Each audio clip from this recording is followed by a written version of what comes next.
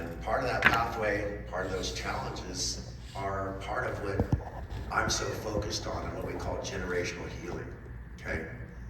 Generational healing is understanding that our great-grandfathers and our grandfathers and our fathers, or maybe our great-grandmothers and our grandmothers and our mothers, both, they created an arc toward the future. And we are in the center of that arc because we have the ability to be part of the change for our children, our grandchildren, our great-grandchildren. So we sit in the center of 7 generational change. And we can help heal what some people call the sins of our fathers, or we can heal the failings of past generations by making things better for the next generations to come. And I believe that, you know, a lot of what I've been taught is really awesome, you know, in my upbringing, but the one thing that they failed to teach me is that responsibility that I have for future generations, for the future of this planet, for, you know, the air that I leave behind, for the water that I leave behind, for the land that I leave behind. And am I gonna leave polluted air, land, and water for my children? Think about that. What are we gonna leave as an inheritance to the next generations? And it's pretty scary. If we look at some of the things that are, I don't mean mine specifically, but maybe, but our forefathers, think about it, our forefathers, the forefathers that came before us and what they did to the arc of history and what we might need to do to change it. Well, if you've seen the movie Common Ground, who's seen that movie?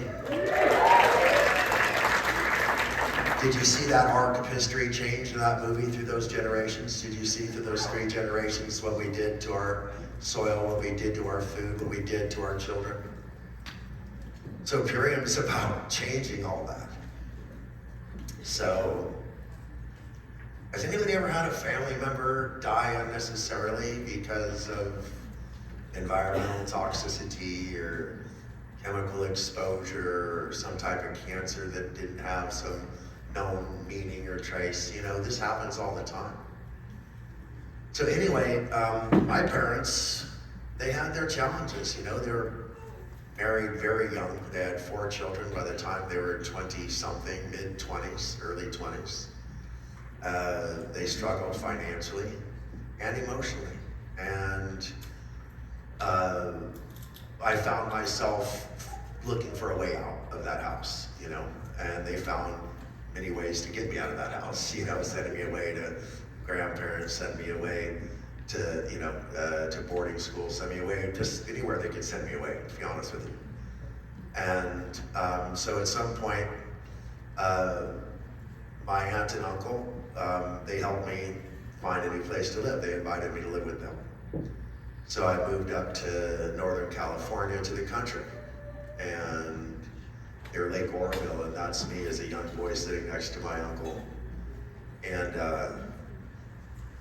And they gave me a room to sleep in that was all mine. I'd never had that before. They gave me a nice car to drive that was mine to drive. And, they fed me a lot of food. The cupboards were filled with food, stacked with food, but that food all came in cans, TV dinners, microwave dinners. And this was what my aunt considered very convenient, so she could spend her time teaching her kids how to do things like water ski and snow ski and, you know, and play soccer and all these different things that she wanted to spend time doing with their kids. And she didn't want to do dishes and cook and clean and all that stuff. She just wasn't into it. She was into being with her family, and so she found these modern day advances to be so amazing, because now all she had to do was put something in a microwave. Dinner was ready in a minute. Pop something in the oven and she had a full meal in 10 minutes.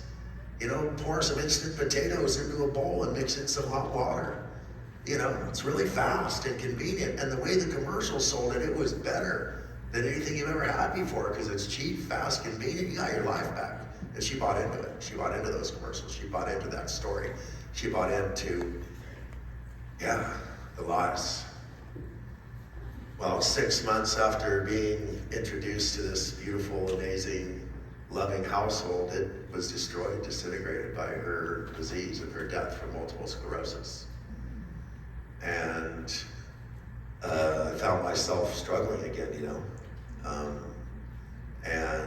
but I had been exposed to something really important. I've been exposed to love. You know, my auntie was so full of love. And if you see my sister Peggy around her somewhere, ask her what my aunt used to do for us on our birthdays, knowing how poor her brother, her sister-in-law was. So my auntie would take us on our birthday and do anything we wanted. She would come and rescue us for a day and take us out and do anything we wanted. Didn't care how much it cost, how much time it took her. She was that type of person. And so when she died, my uncle's life was very difficult, but she thought all these things, were cool. Going up and ordering food from a clown, that should have been a warning right there. Microwaved ovens. She loved these, preserved sausages and these TV dinners, And after she died, someone told me, you gotta read this book. And I did, and it changed my life. I wrote my own version of this book, inspired by Rachel Carson, called The Toxin That Came to Dinner. And as I said, I want you guys not just to read it, I want you to learn from it. It's only 60 pages, and most of it's pictures. It's basically a cartoon book, okay? So anybody can read it real fast, and you can share it even faster because it's free, and the information is life-changing. Because it's gonna show the correlation. I'm not gonna say a causation, I'm gonna say a correlation. When you see that in the 1980s, the increase of this chemical glyphosate, and if you see the increase in diseases caused by inflammation and poor digestion and leaky gut, and you see these diseases, and you see that the increase in the number of diseases on the graph are increasing at the same rate that the tons of that chemical is being used in our agriculture. And the percentage of our food that contains it is the same percentage of our population that's now being impacted by it. It's irrefutable in my mind, but you have to make your own decision. So Silent Spring talked about DDT, and eventually DDT was banned, but it's still used in Mexico. So if you get your produce from Mexico thinking that's cheaper and safer, don't. And I love Mexico, I'm just saying. So, I said earlier, I stand on the shoulders of giants. So, these people are amazing in my life because when I had nothing to turn to, I turned to their wisdom. Albert Ann Wigmore, Bernard Jensen, Paul Bragg, Albert St. Georgi, but Hannah Kroger. Raise your hand if you ever heard that name, Hannah Kroger. A few of you still. The most amazing intuitive healer in the history of our country, I guarantee it. She can walk up and look at you and put her hands on you and tell you, you go and you make sure that you have your liver checked out. You go and you make sure you start taking these herbs, you start doing this, you stop doing that. She was amazing. And I got to follow her around for a while. Ann Wigmore, she's the one who inspired me to write the Green Food Bible. She's the one who taught me about the healing power of green food. She was a little monolithic. She was a narrow sort of vision. Although she was a visionary, it was narrow, so she didn't like to include other things like Bernard Jensen loved chlorella. Ann Wigmore wasn't such a fan of it. But Bernard Jensen was a fan of Ann Wigmore. Bernard Jensen is the father of iridology. He wrote a nearly 2,000-page book on naturopathy. And unknown to most people, his wife, without his two wives, he couldn't have done anything because he couldn't read or write so well, as they say. But they would read to him and he would dictate to them, and amazing things happened. Well, I got blessed that in the last couple of years of his life, when he knew that he was nearing his end, they said he'd die in his 60s. He didn't die till he was 93. Okay? So how do you go backwards? There we go. So, and so he asked me to help him preserve knowledge that he was afraid would disappear, would go away. So people have heard me tell this story about Noah and the ark, and how when Noah started building that ark, everybody laughed. Everybody thought that he was crazy. And when he started putting things on the ark, they thought he was crazier. But we see a flood coming too. We saw the flood of chemicals coming. We saw the flood of disease coming. We saw the flood of misinformation coming. We saw the flood of medical bills coming. We saw the flood, unfortunately, of misery and death coming. And we started building an ark. And that ark is called Purium, pure and premium food. Because 75% of our food is known to have chemicals that will kill you. 100% of commercial cosmetics and personal care products are filled with chemicals that can kill you. And so people like Paul Bragg and Bernard Jensen and these people, they weren't afraid to speak the truth. And Albert St. Who is famous for vitamin C? It's not Albert St. George, is it? Linus Pauling. Who was Linus Pauling? He was a nobody working for Albert St. George, who took Albert St. George's work, bastardized it, sold it to the pharmaceutical companies, and got real famous for it. That Albert St. George studied real vitamin C, the nutrient vitamin C, not an antioxidant called ascorbic acid. And you mix, if you mix high fructose corn syrup with digestive enzymes, it turns into ascorbic acid. Did you know that? Yeah, so they synthesize digestive enzymes, they put it into high fructose corn syrup, and they sell it to you and call it vitamin C. I think the kids would say, sucka. Right? Because they're being sold a bill of goods. And it's not, it's not good, but it is turned out to be a lot of bills.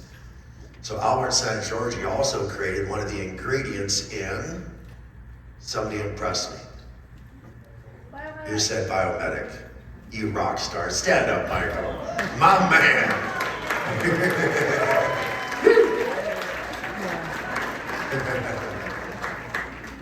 Michael was once pretty famous in those Hollywood days, weren't you, Michael? A little bit.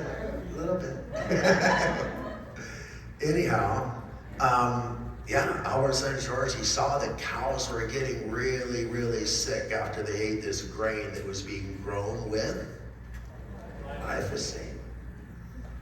And instead of trying to figure out a solution to glyphosate, he just had to figure out a solution to heal the leaky gut and the permeability that was created from the use of this chemical. And so he created the pre-Biosure, which is the thing that contains a little bit of gluten, right? Because the cure is also the problem. If the problem came from the grain, then you needed a grain to deliver the solution. So pre-Biosure actually is a byproduct of grain that contains a very tiny amount of gluten, but just enough to make it not gluten-free. We'll talk about that later because it doesn't matter right now. The bottom line is that ingredient is in there, not because it removes glyphosate, okay? That ingredient is in there because it repairs the gut once there's no longer glyphosate damaging it, okay? So it's a full spectrum medic for your biome. That's why we call it biomedic. It's not just a glyphosate reducer. So anyway, like I said, I'm just really blessed that people who were really brilliant and really care were willing to work with me, and I was able to carry on their legacies to a certain extent. I've talked a long time about how you drive your car. Where is your car taking you? And that car is your calorie antioxidant ratio. What makes a superfood a superfood? Well, what makes a superfood a superfood is that it has a massive antioxidant to calorie ratio versus the other way around. If you look at most foods that we consume, they have a massive calorie to antioxidant ratio, which is not what we want. A lot of calories and a few antioxidants. Well, out of the 10,000 edible plants that have been identified from the oceans and the earth, less than 1% of them could be identified as superfoods, as containing a significant antioxidant to calorie ratio. And among those, very few are grown organically. So when you look at Purium products, and we deal only in that top 1% of foods, and we make sure that they're completely pure, organic, free of additives, chemicals, preservatives, artificial colorants, and all of that stuff that we find in this other food. So I'm going to tell you a story. Do I have a timer? Okay. So I'm going to tell you a quick story. Imagine that we're part of a nomadic tribe of hunters and gatherers, okay? And we haven't eaten for a day and a half, and all of a sudden we look off on the horizon and we see yellow, we see red, we see blue. What are we looking at? Food, right? That's fruit hanging on trees, the original fast food. Okay? And you don't have to talk to a clown to get it. So, what did they do to us when they know that in our mind, when we see red, when we see yellow, when we see orange, when we see pink, we know primordially in our DNA that we should eat that. So look at this fake food where they put the colorings in there to make us believe that it's real food. They put the red, they put the yellow, they put the pink, they put the orange. But that food didn't grow that way. No, that pigment was added to fool your brain to make you think it's food. No, I'm telling you straight up that most of the food that people eat is harming them, causing them to suffer and even die. And yet they keep doing it. And there was somebody once who said, and I really don't like when people use demeaning words, but what did they say? The definition of not being so intelligent is when you do the same thing over and over and expect a different result. So let's raise our intelligence above that, at least. Let's at least acknowledge that our bodies are going to thrive on deep, dark, pigmented foods. Look at dark berry, look at our beet juice, look at our all of our things are all these deep, dark, pigmented things because that's where the magic is. So we got the sun up there, and we only see like a certain band of light, very small amount of light do we see. Do you know that there's light coming off of flowers that bees can see that we can't see? Yeah. Flowers actually are luminescent to the eyes of bees, and they can see things that we don't see. And the same thing is true, that the sun comes down in a range. I don't remember, but one of you geniuses tell me, what is it like, something like 100,000 different bands of light, right? Or is it 10,000 or 20,000? But it's a lot. And we only see 3 or 4 of them. What's happening with the rest of them? Well, guess who sees them? Plants do. Plants absorb certain bandwidths of light and interpret them into nutrients, interpret them into phytochemistry, interpret them into alchemy for us to then use to heal. And the way that we can see it, since we can't see these bioluminescences, we can see these pigments. We can see orange and yellow and red and blue, and that's what we see, the way that a bee sees the other things. You see how this is all in concert, okay? So when we look at what we're going to eat, we have to stop letting that food that killed my auntie continue to kill us. That's all I'm asking you, is that we could be some type of a bulwark against that. You know, the walls of ignorance just have to come down. And, you know, it just has to happen. So, what's defined as a superfood?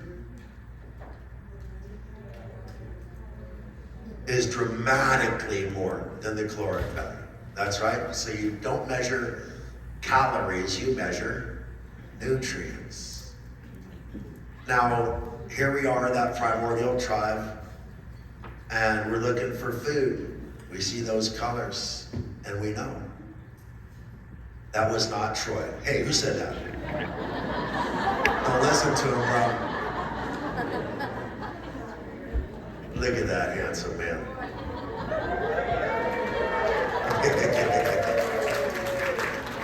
So, the bottom line is that we have to learn, so can I tell you something else that I'm just gonna digress. Who's heard of the eating paleo trend? Remember when that was just so big? What was the average lifespan of paleo man?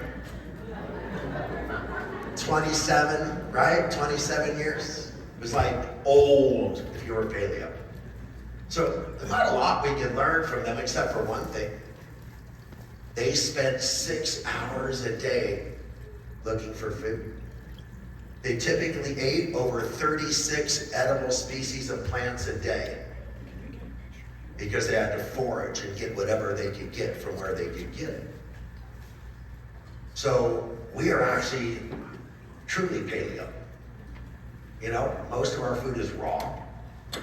We offer way more than 37 little bits of this and little bits of that, little bits of that are really concentrated nutritional value. So if you think about that whole paleo thing in a way, it was off base, but the concept of it, that foraging and eating a lot of different foods with bright colors every day, that part of it's pretty cool.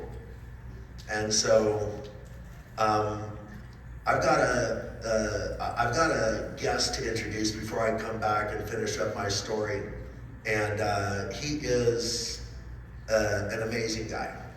This is a guy who at one time was a Versace model.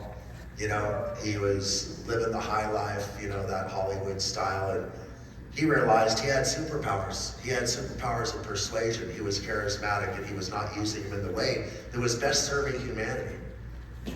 And he turned his life into a purpose-driven life. He inspires hundreds of thousands of people. He's brought some of our top leaders into this company. And he continues to remain dedicated to Purium. And I guarantee you there's 20 companies a week trying to prospect this guy. Oh, come sell this little thing or that little. No, he knows what his true north is. And I'm so proud that we've aligned with this superstar. So glad that he has aligned with us. And like I said, you can only see me because I stand on the shoulders of giants. So I want to introduce you to one of them right now, Mr. Troy Casey.